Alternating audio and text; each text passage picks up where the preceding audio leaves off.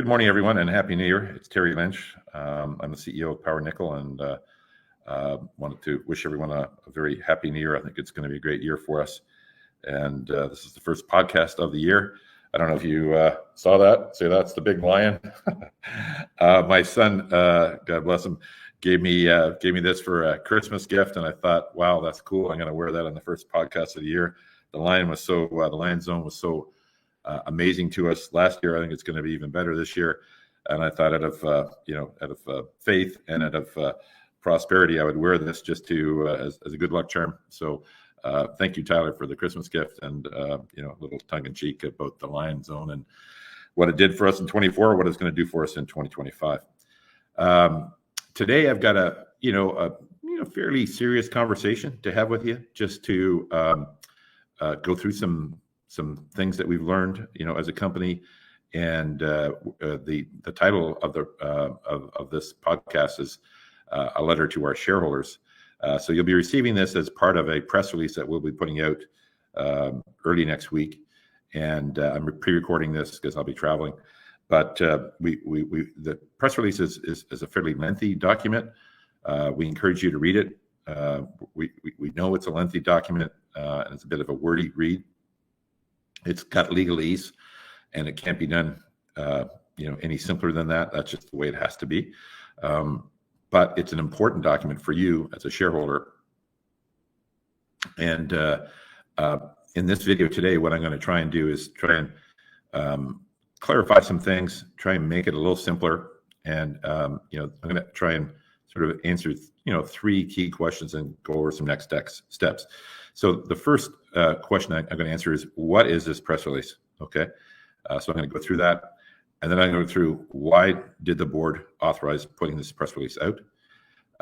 And then the third thing is, what do we want you to do to basically protect yourselves based upon our educated guess as to what's happening, and in doing so, and protecting yourself and your interests, collectively, perhaps putting some serious pressure on the actors we feel are suppressing our stock. And then we'll go through some next steps and some things that will be happening. So just off the top, we had thought we would be putting out some assays this week, but there was a strike in Canada on the Postal Service, and you wouldn't think that would impact assays. But it's not that obviously we're shipping any of our assays by post, but everyone else switched to couriers, and it became, I guess, very difficult for our assay guys to get all the couriers they need. So we've gotten partial assays in, but not full. And so our assays, which we thought we'd get out next week, I think will be out the following week. And then I think the sequence is going to be sort of pushed back a little bit. So probably the following week, we'll get assays out. We'll look to have maybe an expiration update out the week after that. And then more significant assays, or a bunch more assays, to come back in early February. We have 16 holes to come. I believe we've had some great holes. Obviously from the visuals we've seen, it looks fantastic. So, we didn't hit on 16 of 16, but none would be considered misses. So that's the good news. And we obviously had some very big hits, and we'll get that out. So that's just off the top, just to give you a little insight as to why there's been a delay in the assays. That's why. So now back to the main matter at hand, which is the news release that you will have received by the time you get this, because that's how you're going to find this video. It's linked in the news release. I hope you click on it. So what is the news release? Well, the news release is basically a advisory that we're putting out to our shareholders to suggest, based on the evidence that we've collected as a company, which we'll present as part of it to you today in the body of the release and somewhat covered in this video.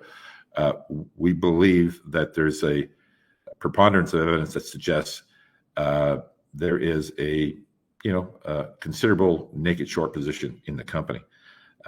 So what does naked short mean? It means that right now we have not quite 200 million shares outstanding, but it's like 196 or 100 or so, 197 million shares outstanding. So in a naked short position, it would imply that there's maybe 250 million or 300 million or some number that we don't know.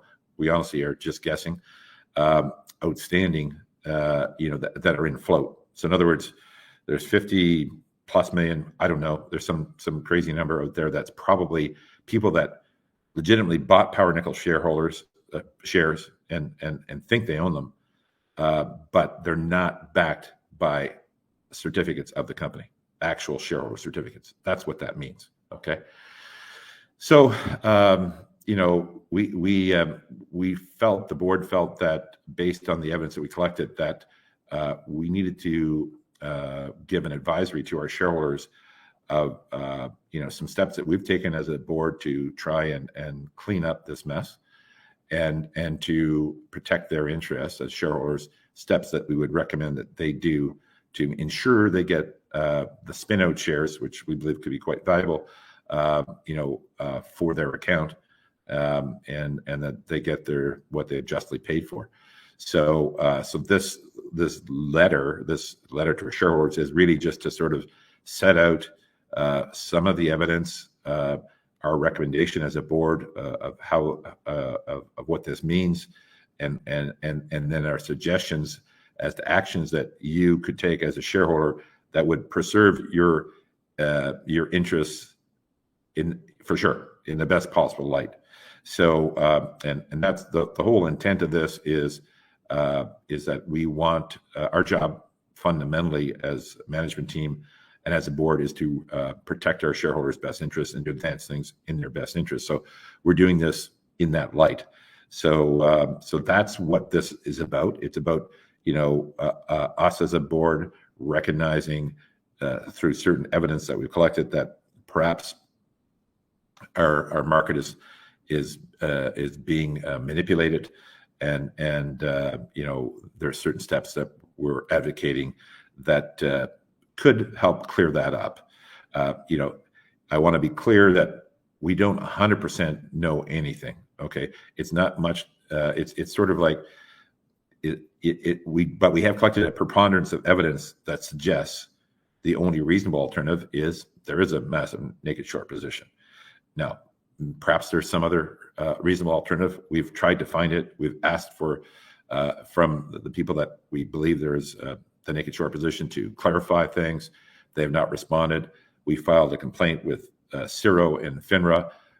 They did not respond to the complaint. They just said, we've received your complaint. That's it. There's no transparency in the justice system on the regulatory side of this. It's all like, hey, we got this, trust us. And the evidence continues to build, and it puts boards in a difficult position where we have to act to protect our shareholder interests. And even though we've gone through the regulatory process, we don't feel like they've responded in an appropriate way. And so we feel like we've got no choice but to take this step, which is to make the recommendations we've made in this press release, and then to obviously explain why we did that and what we want you to do next. So that's step number one, what it is. So it's basically just an advisory from the board to you, our shareholders, suggesting that you take certain actions which we feel will better protect you and your shareholder interests. Okay, straight and simple. It's very simple. So let's get to the why we made this press release. So the number one reason I guess we observed strange trading behaviors in our stock, where we're getting shares, closing at the end of the day, the CIBC KISS were 15, 59, 59 for days in a row. It gets ticked down, and spoofing and all sorts of abnormal behavior where we put out phenomenal drill results and stocks trade down 20%. Just as a reminder, when we put out the discovery hole that became Lion, which was an enormously successful hole, basically almost 8 meters of 1 ounce PGMs, the stock, we thought, okay, this thing's going to double today or whatever. It actually went down 20%. And of course, Lion went on to great things. So clearly, anybody that knew mining knew that was a great hole, and that meant, hey, this thing could be crazy hot. But yet the forces that be sold it off. I mean, it's these types of behaviors that just aren't congruent with normal rational investment thinking. this sell-on news, that's just all BS that the bad guys have come up with. To the most part, that's our view. There's some news you don't sell on, you buy on with both hands, and that was one of them, and that's proven to be quite correct. But that's just the start, right?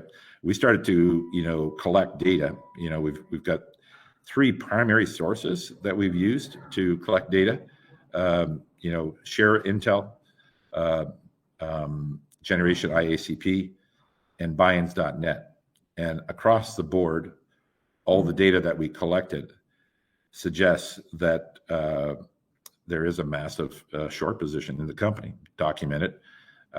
You'll see on the screen, we're showing you some of the Generation IACP data. I may send also some of the Share Intel data that'll go up there. And then there's a link in the report, in the news release, to the buy-ins data that has just been generated. Buy-ins.net is run by a guy named Tom Ronk, and he's a bit of a legendary figure in the short selling world. He's been collecting data, scraping data every day from FINRA, which is the national regulator in the States, every day, every single day for, 35 plus years. He's the only man alive with this data. And according to Tom, in his 35 years, we're the most shorted stock he's ever seen.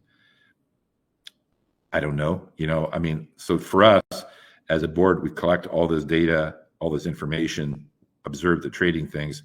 It just looks weird. There's something strange going on. So what do we do in that case?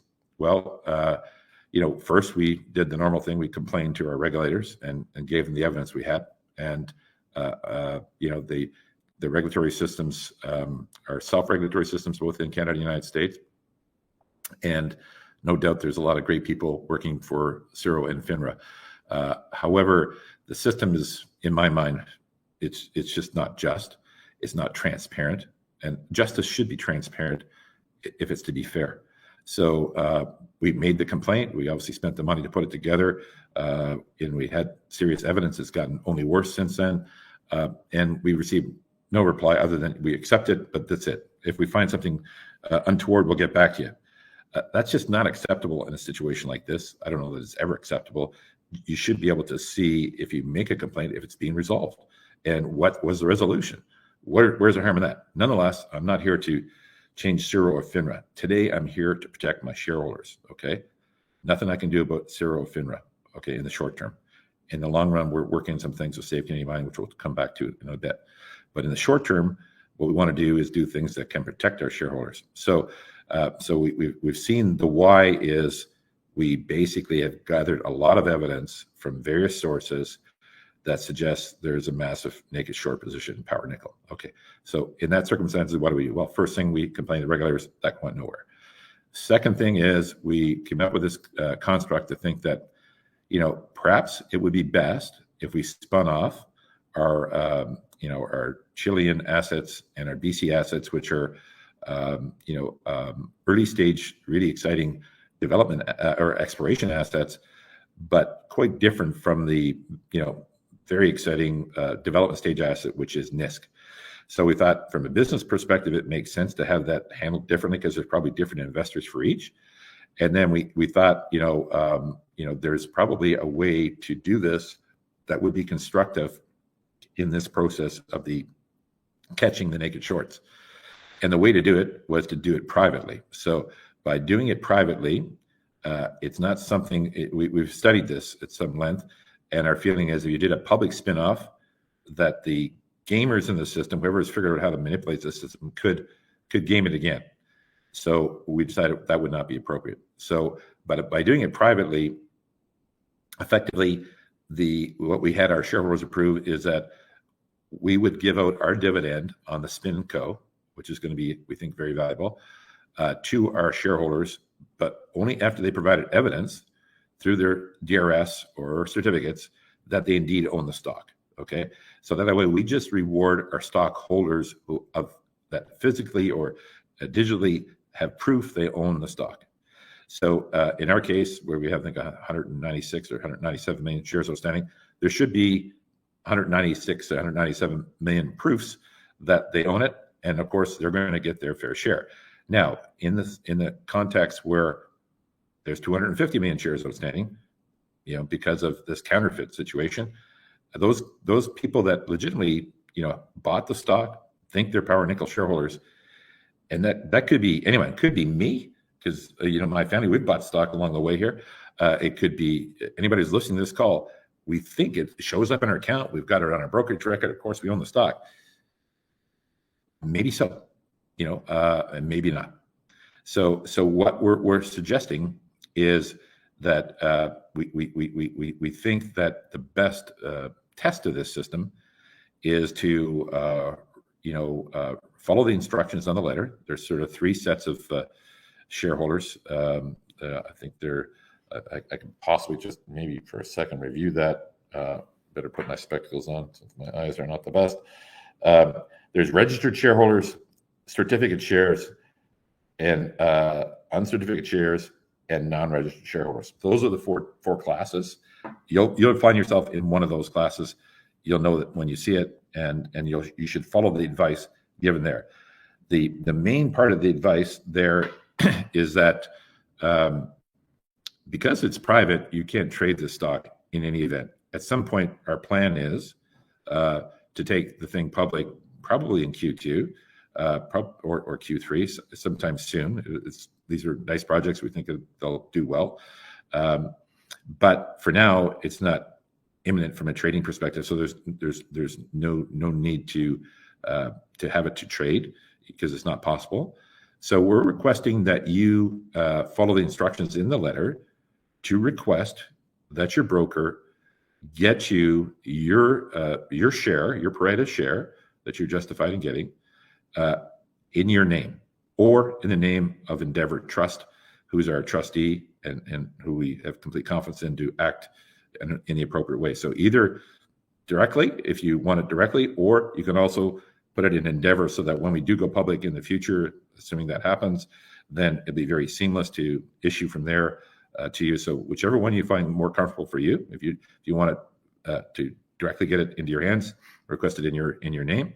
If you feel more comfortable in having it in an account, so that it makes it easier in the future to move it back into your brokerage account, by all means do it with Endeavour. Either one is acceptable to us.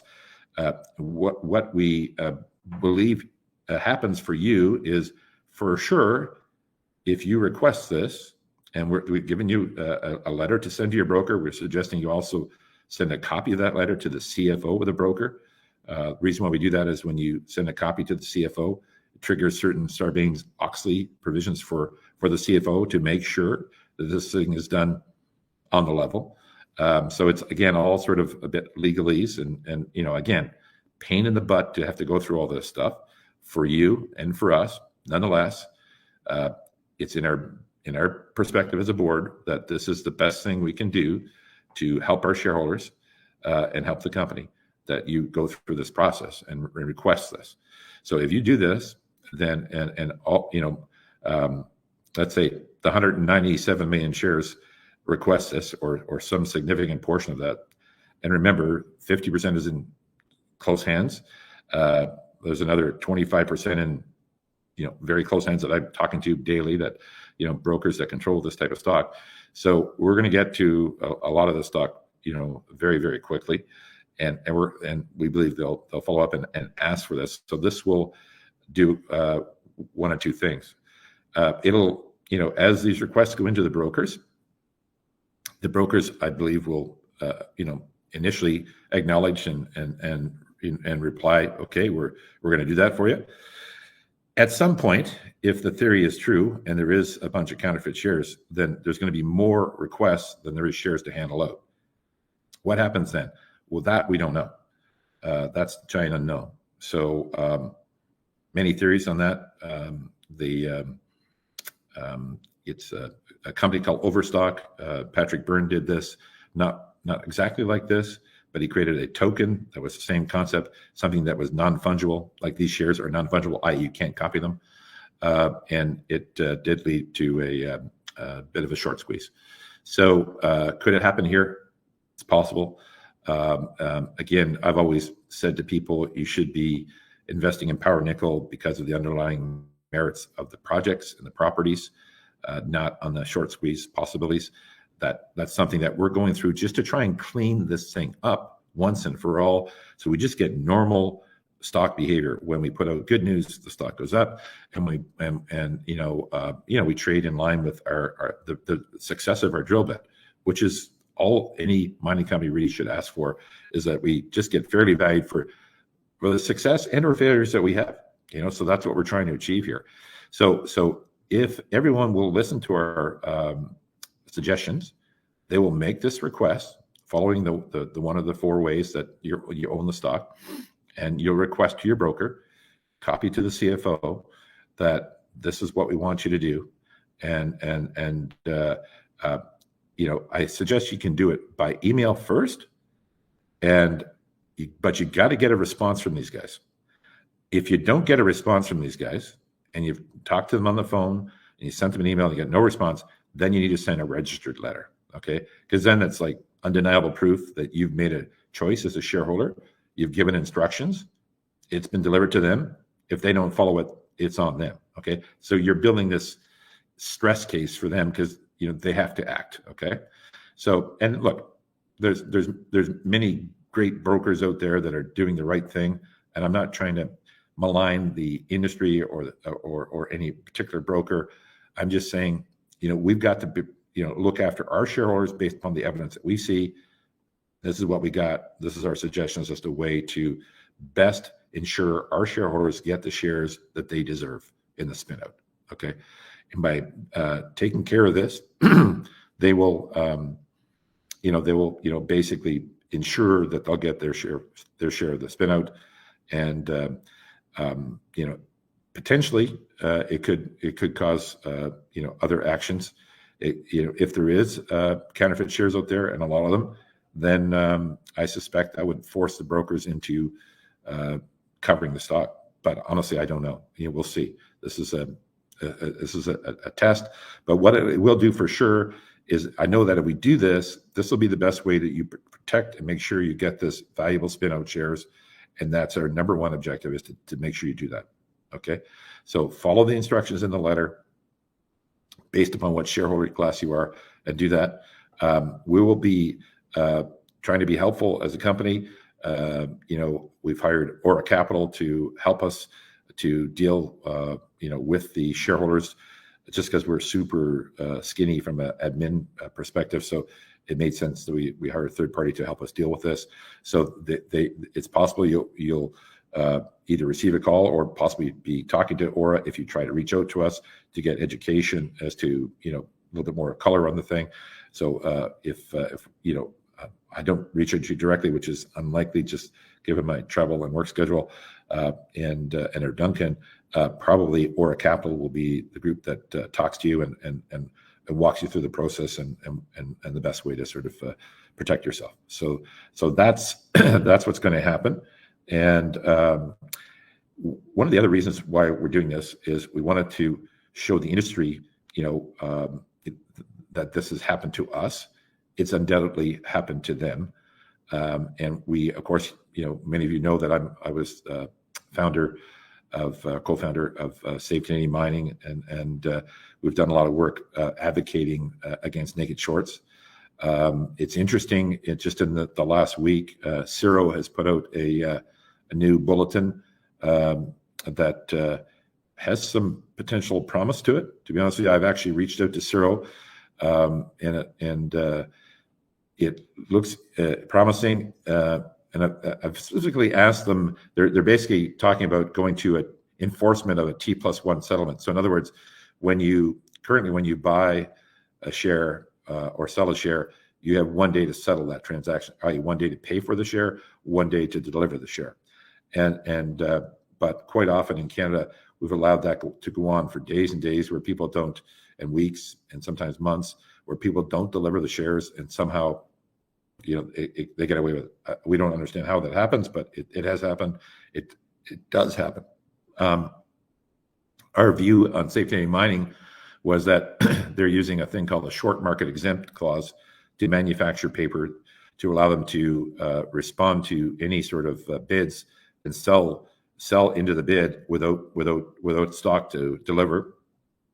and they don't mark it as a short sale because they're short market exempt. They've got this right, that ordinary shareholders don't have, that you and I don't have, because of their entry into trading agreements with respect to computerized trading. So big guys have this right to certain exemptions, short market exempt, that ordinary citizens don't have. I mean, it's preposterous. Nonetheless, it exists. We've complained about it at Save Canadian Mining. We think potentially this Ciro response could be dealing with that. I've actually written a letter on Friday to Ciro from my position at Save Canadian Mining to ask them specifically to clarify that, if in fact they are addressing this short market exempt. If people now, if they hit a bid, a short market exempt bid, they have to deliver in one day. That will transform the market. That'll be unbelievable. And so I said we will get out strongly and endorse that if that's the case. I don't know. This language is very fuzzy, and these guys have driven loopholes. The short actors who are super smart, super well capitalized, they have figured out all the ways to beat the system. And if there's a loophole in this system, they will beat it. They have unlimited cash and unlimited access to super smart people. So if there's a weasel clause in there, they'll find it. So we need to make sure that if there's new legislation coming down to design to hit this, that they in fact hit it. So anyway, we're going to advise on that. We're hopeful. I don't know. We'll see what Ciro has to say on that. Let's hope that they've done the right thing and they've closed that loophole. If they have, then this will be a very good year for Canadian mining and for Canadian small cap equities across the board. In that respect, the reason why this action was taken by Ciro is got directly, I believe, respect to the public pressure that Save Canadian Mining has put on the regulators, has put on the politicians. And I give, in this case, full credit to the Ford government. I believe that they have put the pressure on the OSC to pressure Ciro to make these moves. We've had several very positive, frank conversations with the Ford cabinet and the ministers in charge, and they said they would do something, and I believe this is part of that response. So kudos on them. I hope that we made it very clear that the devil was in the details. It's always in the details with these things, that they must close that loophole, the short market exempt. We'll see. If they have, then we're going to be in good shape. Unfortunately, one of the things that's so irritating, our commodities market is actually reasonably healthy, probably at, I would say, a 75 percentile commodity market, and I think it's trending up, which is great. But if you look at the TSXV, it's trading at or near all-time lows, which is pure evidence of something being unhealthy in the market. And it's just insane to me that that this process, if they do make a change, they're saying we want comments back by the end of March or something, and then nothing will change for 6 months. So literally, it's like Los Angeles. The fires are burning. We're going to get the firefighters out there in 6 months. It's crazy. Listen, if there's a problem, and there is a bloody problem, fix it now. Stop it tomorrow. I mean, South Korea shut this thing down in 1 week. Why can't Canada? So that's just crazy. So in order to do that, one of the things I would like you to do as shareholders of Power Nickel is there's a link below, the Save Canadian Mining link. Please click on that. If you're not a registered Save Canadian Mining supporter, please do so. I've obviously been wearing 2 hats with Power Nickel and Save Canadian Mining. I'm about to remove my hat at Save Canadian Mining. We've recruited a phenomenal individual, which we'll explain shortly. We're going to, do some serious, advancing of the cause at Save Canadian Mining with somebody that's beyond repute. Not that I'm irreputable, but obviously when I talk Save Canadian Mining, they think, well, Terry's talking his book. He's in Power Nickel, and he's talking for Power Nickel, and that's somewhat true. But it's also true that I'm talking about the truth of the junior mining. But nonetheless, that message is going to be better heard from somebody who's above the fray, and that's what we've recruited. And so we'll be transitioning, to that. I'll be supporting them, of course, and helping them to fundraise to make sure this happens. I'm running for PDAC board to, again, just purely support Save Canadian Mining initiatives to make sure that we fix our capital markets, because obviously one of the beneficiaries is going to be Power Nickel and our shareholders. That I'm ultimately doing it for sure for them, but also I'm an investor across the board in mining. I think it's a hell of a time to be investing in mining. I know it's scary out there because of the markets and stuff like that, but there's so many tremendous deals in Canadian mining that I've always advocated that. I advocated last January at VRIC. I said push half your pile in, and at PDAC I said push the entire pile in, and I did. It's been a great bet for us and the family. I think it's really a phenomenal time to invest in the sector. I think it's a phenomenal time to invest in Power Nickel. Obviously, people say, hey, did I miss it? You went from 20 cents to $1, and yeah, unfortunately missed that run. But I would say we're asymmetrically from a risk perspective, maybe even a better deal now than we were then. We've actually made some amazing progress. That's going to start to come out. It's coming out now. And I suspect 2025 will be better than 2024. So you haven't missed it. You missed the first run, but there's lots more of this run left. This is, I think, is going to become a world-class project, and these things can be start to finish 50, 100 baggers, and we're maybe 10% of the way there. So we've got a long ways to go, and we hope to have you with us. I think we're getting close to the hour. I want to wrap it up. So just to reiterate, what we've covered. Number one, we're doing this because we think there's a significant potential that there is a naked short in Power Nickel stock, and that will mean that you won't get your fair share of the spin out. In order to make sure you get the fair share of your spin out shares, which we are very positive on its potential, we're asking you to request from your broker that you get the shares either put in your name or in the name of Endeavour Trust. If you do those things, this will collectively, if we act together, and we all should, this will put a lot of, if there is a problem, if there is more shares out than they're actually outstanding, if there is counterfeit shares, as the preponderance of evidence suggests, then that'll put enormous pressure on those people, because at some point they're going to run out of shares to give you. And then what do they do? That part we don't know, okay? But we do know that will put them in a super uncomfortable position, and that's what we should do, okay? And then the other thing we're asking, support Save Canadian Mining. We're going to make some, with Cyril's come out with some suggestions this week. We're chasing it down to see if they're good suggestions, if they actually are addressing the key problem, the short market exempt problem, the problem that allows the manufacturer the paper, the counterfeit paper. If they do that, then that'll be fantastic. But you got to keep the pressure on these guys. They didn't do this willfully, folks. They did it because we were giving them pressure. Okay, we need to keep massively increasing the pressure. Save Canadian Mining is going to do that in the coming year. We've got some new people coming in that'll drive the boat, because I'm going to be so busy focused on 100% of my efforts on Power Nickel. I'll do what I can for Save Canadian Mining to help it along the way, to get it going, support the new leadership group there. But they'll do an amazing job of pressing the case if we support them. And I'm asking you to support them, by joining the link below.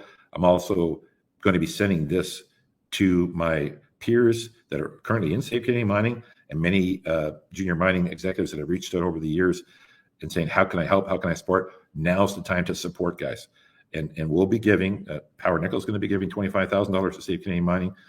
I'm asking junior mining companies to give between $5,000 to $25,000 to Save Canadian Mining, so we can make this case, make the press. Because if we can turn these rules around, if we can stop the naked short selling, we'll have the biggest boom in mining history, and fortunes will be made. Our shareholders will make a ton of investment profits. Our communities will get jobs, high-paying jobs in the rural areas of our country that could desperately need it, a boost. Canada needs a boost. Canada needs to have mining become what it always has been, such a great, prolific generator of jobs, high-paying jobs and taxes, for our society. So, but we need help, and Help is on the way. We've got the right strategies, and safety in mind to come forward with this, but we'll need your help. We'll need help from all the junior mining companies, all the junior capital companies in Canada, not just mining, to make the change. We're talking about safety in mining, really is about safety equities, and we're really sort of focused on that. So please help us there, and please follow our instructions. Request your broker to put this spin-out share either in your name or in the name of Endeavour Trust. That'll go a long ways to putting the pressure on these guys. So anyway, that's it for now. I wish you all the very best in the new year. We're going to be working hard. Going to have lots of interesting podcasts. This will be really the last time I talk about the short selling program. We want to focus on the geology and the advancement of this great development project, and focus all of our energies on that. But we felt it was honor bound on us to get this evidence out there, to make some suggestions that we think can be positive for our shareholders and to protect them first and foremost. But going forward, we'll be focusing on the business at hand, which is dealing with this great project we call NISC and the amazing polymetallic discovery that it is. So with that, I bid you a very good day, and hope you have a wonderful start to the new year, and we look forward to talking to you again soon. Cheers for now.